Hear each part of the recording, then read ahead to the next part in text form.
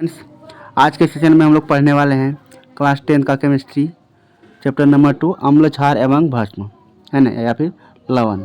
इसके बारे में डिटेल से पढ़ेंगे जो कि आपके सिलेबस के लिए काफ़ी इंपॉर्टेंट चैप्टर रहने वाला है और इससे रिलेटेड क्वेश्चंस जो कि काफ़ी सारे एग्जामिनेशन में पूछे जाते हैं। तो ये वीडियो आपके लिए बहुत इंपॉर्टेंट रहने वाला है। तो चलिए वीडियो को शुरू करते हैं। यहाँ पर बात करें सबसे पहले अम्ल का बात करें, अगर भौतिक प्रकृति अगर इसका भौतिक गुण देखें, ये स्वाद में खट्टे होते हैं, ये नीले लिटमस को लाल में बदल देते हैं, ये जलीय विलयन में H+ आयन देते हैं।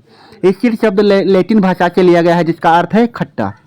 प्रबल अम्ल का बात करें तो जैसे हाइड्रोक्लोरिक अम्ल, सल्फ्यूरिक अम्ल और नाइट्रिक अम्ल। उसके बाद अगर दुर्बल अम्ल का बात करें तो एसिटिक अम्ल, लैक्टिक अम्ल और ऑक्जेलिक अम्ल है ना। ये लैक्टिक अम्ल जो है कि दूध में जो है कि पाया जाता है, ऑक्जेलिक अम्ल जो है कि आपके टमाटर में पाया जाता है। नेक्स्ट बात करें सांद्र अम्ल, जिसमें अम्ल अधिक मात्रा में होता है जबकि जल अल्प मात्रा में होता है, ये सांद्र या फिर कंसंट्रेटेड एसिड कहलाता है। तनु अम्ल, जिसमें अम्ल अल्प मात्रा में होते हैं जबकि जल अधिक मात्रा में होता है ना, यानी कि जिसमें पानी की मात्रा ज़्यादा हो और अम्ल की मात्रा कम हो, उसे तनु अम्ल कहा जाता है। उसके बाद बात करें बेस आता है, बेस यानी क्षार। चलिए अब क्षार के बारे में देख लेते हैं। क्षार का यदि अब यहाँ से बात करें,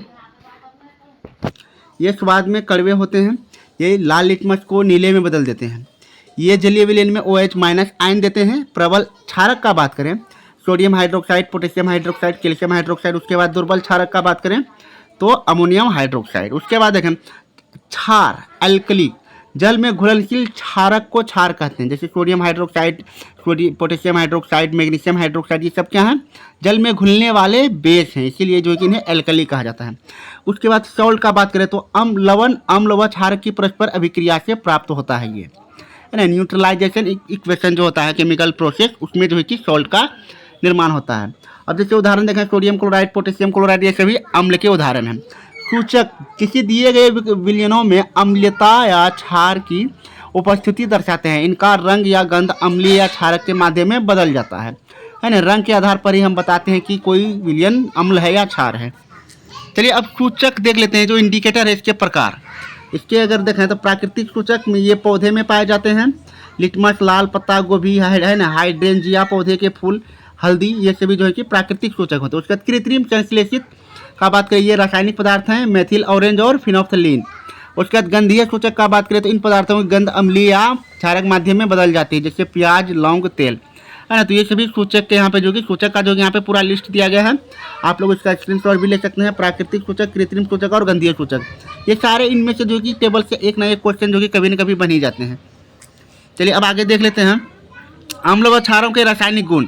चलिए बात करते हैं सबसे पहले अम्ल के साथ और क्षार के साथ धातु की अभिक्रिया का बात करें तो अब अम्ल प्लस धातु, ये लवण प्लस हाइड्रोजन बनाते हैं, जैसे हाइड्रोक्लोरिक अम्ल और जिंक। रिएक्शन के बाद जिंक क्लोराइड, उसके बाद हाइड्रोजन गैस देते हैं। उसी प्रकार क्षारक के साथ जब धातु क्रिया करती है तो क्षार प्लस धातु यानी कि लवण प्लस हाइड्रोजन ये बनाते हैं। इसका भी प्रोसेस जो है कि सेम रहने वाला है। चलिए अब आगे देख लेते हैं। आपका बताया पॉप टेस्ट, ये क्या है, हाइड्रोजन गैस से निहित प्रकनली के पास जब एक जलती हुई मोमबत्ती लाई जाती है तो पॉप की ध्वनि उत्पन्न होती है। इस टेस्ट को हाइड्रोजन की उपस्थिति दर्शाने के लिए प्रयोग किया जाता है। तो ये फिजिकल टेस्ट है जो कि पूछा भी जाता है, एग्जाम में पूछा भी गया है। उसके बाद चलिए अब बात करते हैं धातु के कार्बोनेट तथा धातु बाइकार्बोनेट की अभिक्रिया। चलिए अब अम्ल के साथ क्या होता है और क्षार के साथ क्या होता है देख लेते हैं। अम्ल प्लस धातु कार्बोनेट अगर रहता है तो बनता है लवण प्लस कार्बोनेट प्लस जल। जैसे कार्बोनेट का बात करें सोडियम कार्बोनेट प्लस यहाँ पे अम्ल, तो ये क्या बनाता है यहाँ पे लवण, सोडियम क्लोराइड लवण बना रहा है, फिर उसके बाद CO2 और H2O। तो आपको सिर्फ ये ऊपर का फॉर्मूला याद रखना है, आपको जो है कि सारे याद हो जाएंगे। सेम उसी प्रकार क्षार के साथ जो है कि धातु के कार्बोनेट या बाइकार्बोनेट जो कि कोई रिएक्शन नहीं करते हैं, है ना। तो चलिए अब देखें आगे। पता है चूने के पानी का टेस्ट, चूने का पानी का क्या टेस्ट है, उत्पादित कार्बन डाइऑक्साइड को चूने के पानी से प्रवाहित करने पर पानी दूधिया हो जाता है। तो ये टेस्ट किया जाता है कार्बन डाइऑक्साइड गैस की उपस्थिति जांचने के लिए। जैसे calcium hydroxide plus carbon dioxide, तो ये कैल्शियम कार्बोनेट सफेद अवक्षेप बन जाता है और ये जल भी बनाता है।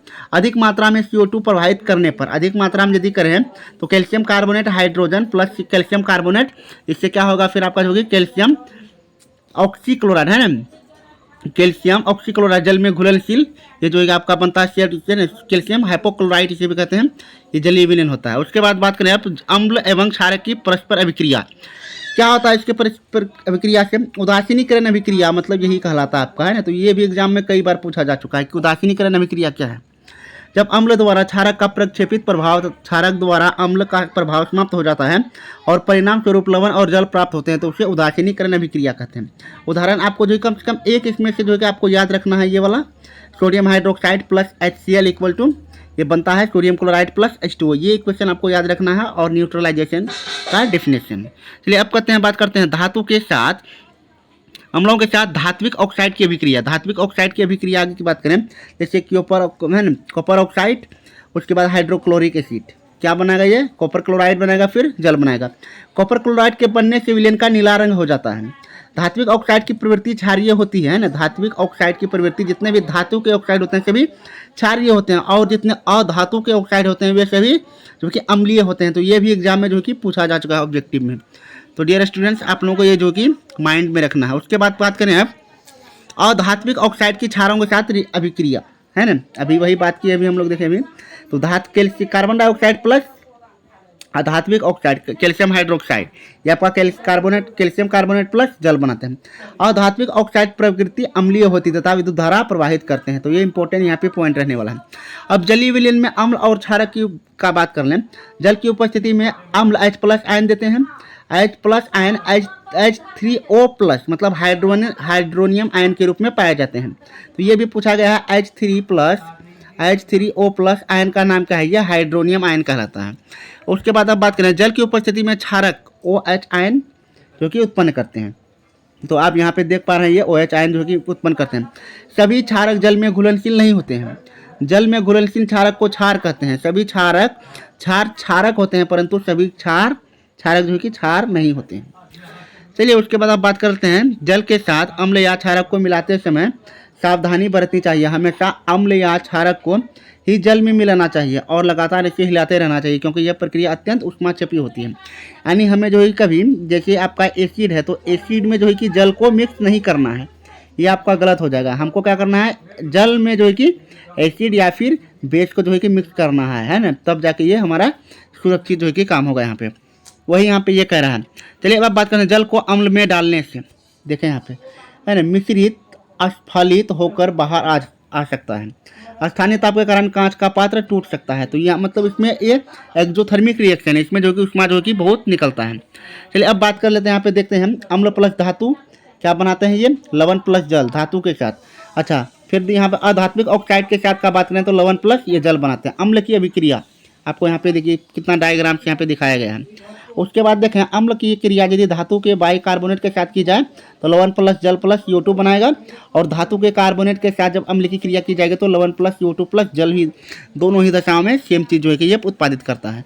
अब यहाँ पे क्षारक की अभिक्रिया देख लें, है ना। क्षारक के साथ जब क्या कहते हैं, धातु के साथ जब क्रिया होता है लवण प्लस जल बनता है। उसी प्रकार जब क्षारक के साथ जब अधात्विक ऑक्साइड की क्रिया होती है तो लवण प्लस फिर यहाँ भी जल बनता है। धातु के बाइकार्बोनेट के साथ जो कि ये कोई अभिक्रिया नहीं देता है, और धातु के कार्बोनेट के साथ भी कोई अभिक्रिया नहीं देता है। अम्ल के साथ बात करें तो ये उदासीनीकरण अभिक्रिया करके लवण प्लस जल बनाते हैं। अब देखें, अम्ल व क्षारकों में असमानताएं, क्या असमानता है? सभी अम्ल H+ आयन देते हैं और सभी क्षारक OH- आयन देते हैं। जब कोई अम्ल या क्षारक जल में मिलाया जाता है तो तनुकृत हो जाता है। जल में मिलाने पर आयन की सांद्रता H3O+ या OH- में प्रति इकाई आयतन की कमी हो जाती है। अम्ल तथा क्षार तथा अम्ल की प्रबलता की बात करें, कौन कितना पावरफुल है, ये मतलब कह रहा है यहाँ पे। किसी क्षार या अम्ल की प्रबलता उसके द्वारा उत्पन्न H+ आयन या OH- के आयनों की संख्या पर निर्भर करती है। किसी अम्ल या क्षारक की प्रबलता हम एक सार्वभौमिक सूचक द्वारा ज्ञात करते हैं ना। सार्वभौमिक सूचक क्या होते हैं? देखें, अनेक सूचकों का मिश्रण होता है, या फिर देखें यह सूचक किसी विलयन में हाइड्रोजन आयन की सांद्रता की विभिन्न सांद्रता को विभिन्न रंगों में प्रदर्शित करता है ना। तो ये यहाँ पे जो इसका इंपॉर्टेंट रहने वाला है। अब आगे बात करें pH स्केल, इंपॉर्टेंट चीज। इस टेबल से जो कि एक क्वेश्चन जो कि आपका एग्जाम में आता ही आता है। pH स्केल क्या है? किसी विलयन में उपस्थित H+ आयन की सांद्रता ज्ञात करने के लिए हम एक स्केल विकसित किया है जिससे pH स्केल कहते हैं। और इस pH स्केल का आविष्कारक जो वैज्ञानिक था वो कौन था? सोरेनसेन जो कि उसका नाम है। pH में P का अर्थ है पुषांश या फिर पोटेंज, जो एक जर्मन शब्द है जिसका अर्थ होता है शक्ति। अब देखें, pH का वैल्यू यदि 7 के बराबर हो तो उदासीन विलयन जो कि उदासीन होगा, यानी ये जो आप हमारा जल है वो जो कि एकदम उदासीन विलयन है। उसके बाद अगर पीएच का मान यदि 7 से कम होगा तो विलयन अम्लीय होगा, यदि 7 से ज़्यादा है तो विलयन क्षारीय होगा। उसके बाद यह स्केल 0 से 14 तक पीएच ज्ञात करने के लिए उपयोग में लाया जाता है।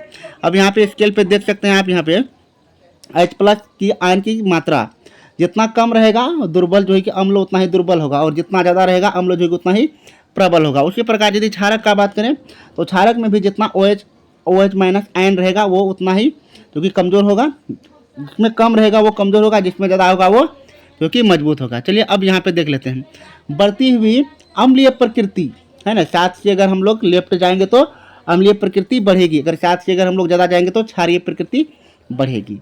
उसके बाद यहाँ पे 7 पे जो कि न्यूट्रल विलयन का जो कि मान न्यूट्रल उदासीन होता है, इधर 0 इधर 14 होता है। H+ आयन की सांद्रता में इधर वृद्धि होता है, इधर कमी होता है। चलिए अब दैनिक जीवन में पीएच का महत्व अगर देख लें, पौधों एवं पशु पीएच के प्रति संवेदनशील होते हैं। हमारा शरीर 7 से 7.8 पीएच परास के बीच कार्य करता है। वर्षा के जल की पीएच के मान 5.6 से कम हो जाती है, वह अम्लीय वर्षा कहती है। मतलब वर्षा जल का पीएच मान यदि 5.6 है तो साधारण है, यदि उसका घट जाए तो वह अम्लीय वर्षा कहलाती है।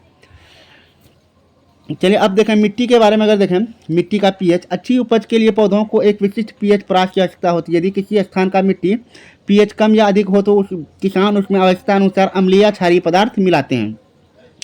अब हमारे पाचन तंत्र में पीएच का महत्व यदि देखें, अब यहाँ पे देखें हमारा उदर स्टोमक हाइड्रोक्लोरिक एसिड उत्पन्न करता है, जो भोजन के पाचन में सहायक होता है।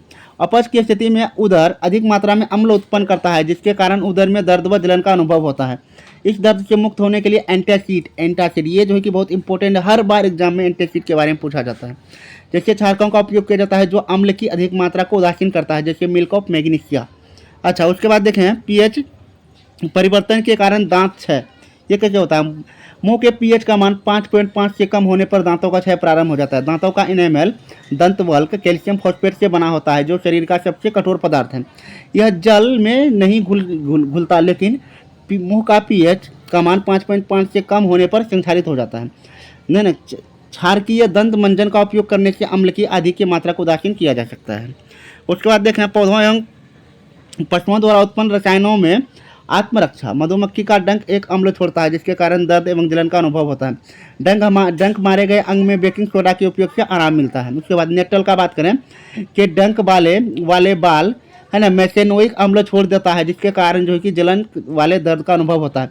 इसका इलाज डंक वाले स्थान पर डॉग पौधे की पत्ती रगड़कर किया जाता है। चलिए अब आगे बात करें लवणों का पीएच अगर देखें अम्ल प्लस प्रबल क्षारक, तो क्या होता है, ये विलयन उदासीन होता है। प्रबल अम्ल प्लस दुर्बल क्षारक का यदि यूज किया जाए तो ये अम्लीय विलयन होगा, जिसका पीएच मान 7 होगा। यदि प्रबल क्षारक प्लस दुर्बल अम्ल रहेगा तो ये क्षारकीय लवण बनेगा, जिसका पीएच मान 7 से अधिक होगा। चलिए अभी और देख लेते हैं साधारण नमक से रसायन। अब यहाँ पे देखें जो साधारण नमक से रसायन कैसे होता है और इसका क्या क्या उपयोग है। सोडियम हाइड्रोक्साइड, रंजक चूर्ण, बेकिंग सोडा, धोने का soda, plaster of Paris. Sodium hydroxide का सबसे पहले बात करें तो सोडियम क्लोराइड के जलीय विलयन से विद्युत धारा प्रवाहित करने पर यह विभाजित होकर सोडियम हाइड्रोक्साइड उत्पन्न करता है। इस प्रक्रिया को क्लोर क्षार अभिक्रिया कहते हैं, या फिर इसे क्लोर एल्कली रिएक्शन भी कहते हैं। मतलब क्या, सोडियम क्लोराइड के जलीय विलयन से विद्युत धारा प्रवाहित करने पर वियोजित होकर सोडियम हाइड्रोक्साइड उत्पन्न करता है।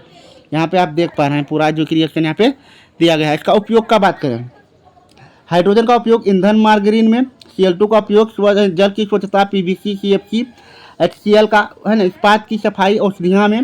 सोडियम हाइड्रोक्साइड धातुओं से ग्रीस हटाने के लिए, साबुन कागज बनाने के लिए।